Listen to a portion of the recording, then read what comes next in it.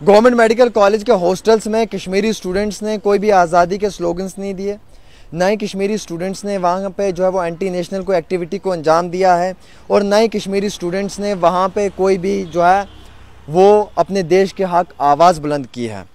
ये स्टेटमेंट्स उन कश्मीरी स्टूडेंट्स के हैं जिनके साथ मेरी बात हुई है।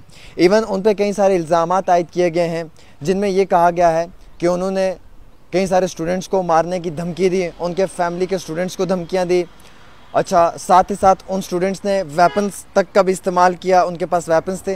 तो ये सारी झूठी बातें हैं, ये टोटली उन कश्मीरी स्टूडेंट्स के ख़िलाफ़ एक प्रोपोगंडा है। नाज़रीन किराम, सच्चाई तो ये है कि ये दोनों ग्रुप्स के बीच में जो आपसी मुठभेड़ हुई थी, जो एक स्कफल हुआ था, उसमें दोनों ग्रुप्स की लड़ाई हुई थी।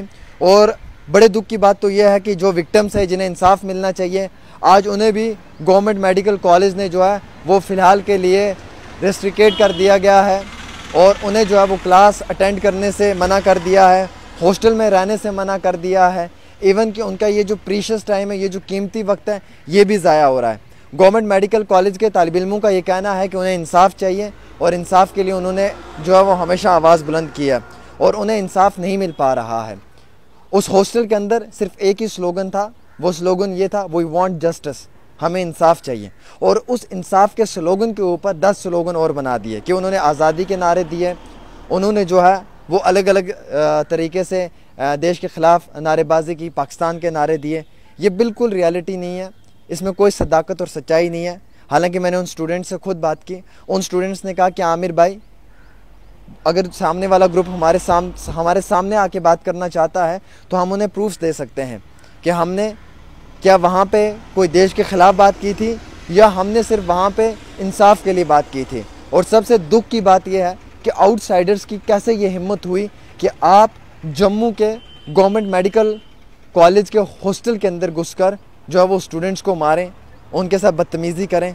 और ये कौन सी नई टेक्निक है कि जब किसी भी स्टूडेंट के ऊपर अटैक होता है, किसी भी स्टूडेंट को जो है जब हरास किया जाता है, तो फिर अगर वो मुस्लिम होगा तो उसके साथ एंटी नेशनल एक्टिविटी को जोड़ दिया जाता है, और एंटी नेशनल एक्टिविटी को उसके साथ जो है वो मिला दिया जाता है। नाज़रीन किराम, एक चीज़ तो और भी क्लियर है कि व्हाट्सएप ग्रुप्स इसलिए बनाए जाते हैं कॉलेजेस के अंदर कि बच्चों को फैकल्टी के हवाले से अपडेट आए, बच्चों को अपने क्लासेस के हवाले से अपडेट आए, और एडमिनिस्ट्रेशन की एक्टिविटीज़ के हवाले से अपडेट आए, ना कि केरला स्टोरी जैसी मूवीज़ को जो है वो प्रमोट करने के लिए ग्रुप्स बनाए जाते हैं। और केरला मूवी देखना कोई इम्पॉर्टेंट नहीं है, ये मस्ट वॉच वाली थ्योरी नहीं है। जिसकी मर्ज़ी है वो देख सकता है, जिसकी मर्ज़ी है वो नहीं देख सकता है। ठीक है, मैं तो केरला फाइल मूवी को जो है वो अपोज करता हूँ, मैं उस स्टोरी से मुत्तफिक नहीं हूँ, मैं उस स्टोरी से जो है वो एग्री नहीं हूँ। मुझे नहीं लगता कि वो सही कहानी। आई हैव द राइट, मुझे कॉन्स्टिट्यूशन ने ये राइट दिया है कि मैं अपनी बात सामने रख सकता हूँ, मुझे फ्रीडम ऑफ स्पीच है, मुझे फ्रीडम ऑफ एक्सप्रेशन है। A section of society disagree हो सकती है इस मूवी से, और ज़रूरी नहीं है कि तालिब इल्मों के ग्रुप्स में ही ये मूवीज़ भेजी जाएं और उसके बाद जो है उसके ऊपर एक बड़े तरीके से टिप्पणियाँ की जाएं, और फिर उन स्टूडेंट्स को जो है वो ये कहा जाए कि मस्ट वॉच दिस स्टोरी। क्यों भाई, क्यों देखनी है वो स्टोरी, किस लिए देखनी है वो स्टोरी? कुछ लोग नहीं मुत्तफिक हैं, कुछ लोग एग्री नहीं है, नहीं देखने चाहते हैं। जिन लोगों ने देखनी है वो देखें। और कॉलेज के स्टडी ग्रुप्स में ऐसी मूवीज़ का प्रमोट करने का मकसद क्या बनता है? ऐसी अगर आपने मूवीज़ प्रमोट करनी है तो आप एक अलग से ग्रुप बना लें अपना, उसमें प्रमोट करते रहें, दिन रात करते रहें, आपको तो कोई नहीं रोकेगा। करें, जितना हो सकता है करें, पैम्फलेट्स लगाएं, होर्डिंग्स लगाएं, सोशल मीडिया पर प्रमोशन करें, कोई मना नहीं करेगा, आपका हक है, आप करें। बट व्हाट्सएप के ग्रुप्स में स्टोरीज़ डालकर इस तरीके से आपस में भाईचारे को तोड़ना, ये गलत बात है। और कुछ वो विक्टिम्स हैं जिनके साथ नाइंसाफ़ी हुई है, वो इंसाफ की पुकार कर रहे हैं, अभी तक भी उन्हें इंसाफ नहीं मिला है।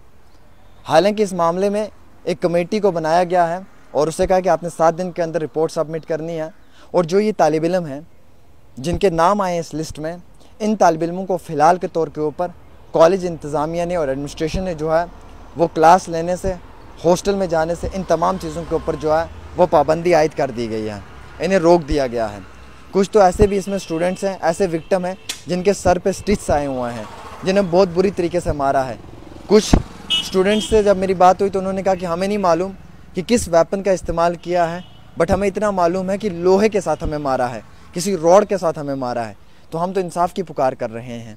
हम कश्मीर से जम्मू पढ़ने के लिए आते हैं और जम्मू अगर हम आके यहाँ पर पढ़ने के लिए हॉस्टल में और कॉलेज में एडमिशन लेकर अपनी क्लासेस लेते हैं, तो इसका क्या मकसद है कि आउटसाइडर्स कोई भी आकर हम पे अटैक करेगा, हमें मारेगा, हमारे साथ बद से बदतर तरीके से पेश आएगा। और वो इंसाफ के लिए पुकार करते हैं। और मैं भी इंतज़ामिया से कहूँगा कि इंसाफ मिलना चाहिए इन बच्चों को। बाकी जिस तरीके से इन बच्चों पे ये इल्ज़ामात लगाए जा रहे हैं, अभी तक जो मेरे पास अपडेट है उसमें यह कि ये बेबुनियादी इल्ज़ाम है, इसमें कोई सच्चाई नहीं है। अगर यहाँ जम्मू के अंदर उन बच्चों की कोई बात सामने नहीं रख पा रहा है, वो जो कश्मीरी स्टूडेंट्स है, जो कश्मीरी तालिब इल्म है, अगर उनकी बात को एडमिनिस्ट्रेशन तक नहीं पहुँचा पा रहा है, तो इसका ये मकसद नहीं है कि वो गलत हैं, इसका ये मकसद नहीं है कि वो सही नहीं है, और इसका ये मकसद नहीं है कि उन स्टूडेंट्स की कोई अहमियत नहीं है। वो भी हमारे समाज का एक हिस्सा हैं और वो बच्चे यहाँ पे अपनी मेहनत से आए हैं, वो पढ़ रहे हैं। वादी कश्मीर के NIT श्रीनगर में भी हज़ारों की तादाद में जम्मू के बच्चे पढ़ रहे हैं, कश्मीर यूनिवर्सिटी में भी तालीम हासिल कर रहे हैं। और आप ये भी ना भूलें कि कश्मीर के मुख्तलिफ़ कॉलेजों के अंदर भी पढ़ रहे हैं और वहाँ पे उन बच्चों को बहुत अच्छा एटमॉस्फेयर मिल रहा है, एक बड़ा अच्छा कल्चर, एक बड़ा अच्छा वेलकम उनका किया जाता है। और जम्मू में जब इस तरीके के घटना पेश आती है तो ये बच्चे बिल्कुल डिप्रेशन में चले जाते हैं और मुसीबत तकलीफ़ में आकर ये बच्चे जो हैं वो रोडों पे निकलकर प्रोटेस्ट करते हैं। फ़िलहाल के तौर के ऊपर इस पूरे एपिसोड में इन बच्चों की जो है वो कोई भी मदद नहीं की गई है।